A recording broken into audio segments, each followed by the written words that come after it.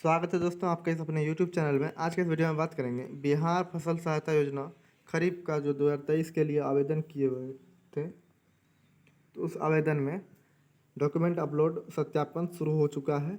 आप document upload का document सत्यापन स्टार्ट हो गया है और आप जैसे ही आप सत्यापन करवा लेंगे तो आपको 20,000 रुपया 7,000 रुपया पर हेक्टेयर के दर से आपको 20,000 रुपया तक का राशि मिल सकता है। तो आपको ये जानकारी ले लेना है पहले कि आप डॉक्यूमेंट अपलोड कैसे करेंगे। तो डॉक्यूमेंट अपलोड करने के लिए आप क्या है चैनल को सब्सक्राइब करें, लाइक करें, कमेंट करें और चलिए शुरू करते हैं। देखिए दोस्तों, यहाँ पर सहकारिता विभाग के द्वारा एक बिहार राज्य फसल सहायता योजना का जो कि निबंध नोटिस जारी किया गया है, जिसमें कि यहाँ पर दिया गया है खरीफ 2023 में निबंधित किसानों के लिए आवश्यक सूचना यहाँ पर दिया गया है, जो कि मौसम में फसल कटौनी प्रतिवेदन के आधार पर चयनित ग्राम पंचायतों के आवेदन किसानों का सहायता राशि प्राप्त करने हेतु दस्तावेज अपलोड किया जाना आवश्यक है। इसलिए यहाँ पर दिया गया है और यहाँ पर जो अपलोड करेंगे, आपको अपलोड करने के लिए आपको रैयत किसान जो होंगे, रैयत किसान को यहाँ पर दिया गया है और गैर रैयत किसान भी दिया गया है। और यहाँ पर रैयत एवं जो गैर रैयत किसान दोनों हैं, यानी कि अगर आप रैयत किसान वो होते हैं जिसको कि स्वयं का ज़मीन हो, यानी कि अगर आपका ज़मीन खुद का ज़मीन है तो वह रैयत किसान है तो दिया गया है। और यहाँ पर जो कि दूसरे का खेती कर रहा है तो वो गैर रैयत किसान में आ जा रहा है। और जो कि रैयत खुद का भी ज़मीन है और दूसरे का ज़मीन भी आप खेत करने के लिए लिए हुए हैं, तो यहाँ पर अद्यतन यानी कि रैयत किसान के लिए यहाँ पर जो अपलोड किया जाएगा, यहाँ पर आपका एक अद्यतन भू स्वामित्व प्रमाण पत्र यानी कि एलपीसी आपको अथवा राजस्व रसीद यानी कि 31 मार्च 2023 के पश्चात निर्गत यानी 31 मार्च 2023 के बाद का कटा हुआ होना चाहिए, जो कि आप उसमें लगा सकते हैं। और यहाँ पर आपको एक स्वघोषणा पत्र डाउनलोड करके उसमें स्वघोषणा पत्र भी लगानी होगी।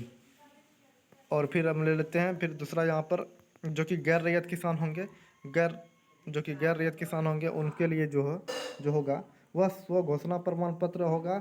और वार्ड का स्व घोषणा प्रमाण पत्र पर वार्ड सदस्य का सिग्नेचर या फिर किसान सलाहकार का दस्तखत यानी कि सिग्नेचर होना चाहिए यहाँ पर। अब चले आते हैं यहाँ पर हम रैयत एवं गैर रैयत के किसानों की श्रेणी में। यहाँ पर तन भू स्वामित्व प्रमाण पत्र तो लगेगा ही लगेगा, और वही 31 मार्च 2022 अथवा राजस्व भूमि यानी कि आपका जो रसीद कटा हुआ होना चाहिए 2022 तक के बाद का कटा होना चाहिए।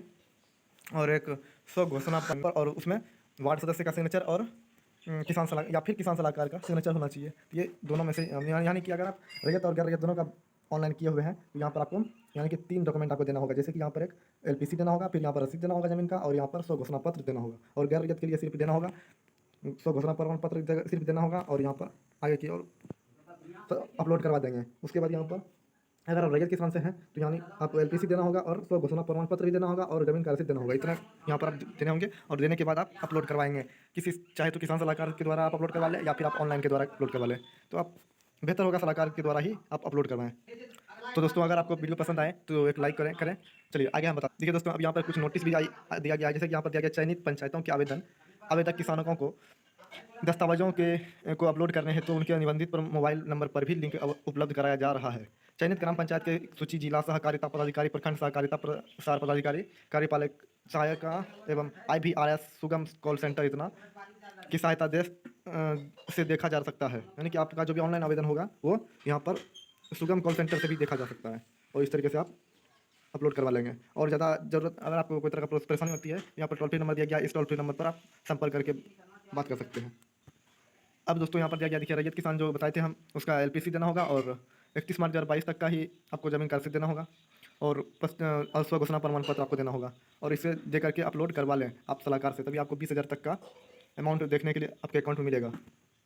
तो दोस्तों, अब आप ये जानेंगे कि आपका पंचायत जो कि घोषित हुआ है या नहीं। आप यानी कि आप चयनित पंचायतों के आवेदन किसानों को दस्तावेज अपलोड करना है, यानी कि आपका पंचायत सिलेक्ट है या नहीं आप ये जानेंगे। यानी कि पंचायत लिस्ट भी जारी हो चुका है, आप पंचायत लिस्ट भी जारी देख सकते हैं कि आपका पंचायत में क्षतिपूर्ति का अमाउंट मिलेगा या नहीं और क्षतिपूर्ति आपका घोषित हुआ है या नहीं। आप चलिए देखेंगे।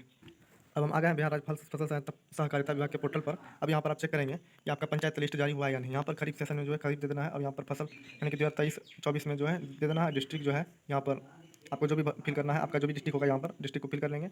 जैसे यहाँ पर और यहाँ पर जैसे ये डिस्ट्रिक्ट आप सेलेक्ट कर लिया, और यहाँ पर ब्लॉक दिया गया है। आपका जो भी ब्लॉक होगा यहाँ पे आप सर्च करेंगे और यहाँ पर व्यू के बटन पर क्लिक करेंगे, तो आपका जो भी यहाँ पर होगा, आपका देखिए यहाँ पर जितने भी यहाँ पर होंगे, जैसे कि पंचायत है यहाँ पर सारा, इन सभी पंचायतों में ये लोग सभी को धान का क्षतिपूर्ति नहीं मिलेगा, सोयाबीन का भी क्षतिपूर्ति नहीं मिलेगा, नहीं मक्का का क्षतिपूर्ति नहीं मिलेगा, यानी कि आपको क्षतिपूर्ति घोषित नहीं किया गया है यहाँ का क्षेत्र को। यहाँ का क्षेत्र एक और क्षेत्र है जो कि हम आपको दिखाते हैं, वहाँ पर क्षतिपूर्ति घोषित हो गया है। और हम कैसे पंचायत लिस्ट चेक करें, आप यहाँ पर देख सकते हैं कि इतने सारे पंचायत में यहाँ पर आपको धान का भी योग्य है, सोयाबीन का अयोग्य है, यानी कि सोयाबीन का क्षेत्र यहाँ पर नहीं है। खरीफ मक्का खरीफ का यहाँ पर योग्य है, यानी कि मक्का का भी क्षतिपूर्ति हुआ है और यहाँ पर धान का भी क्षतिपूर्ति हुआ है।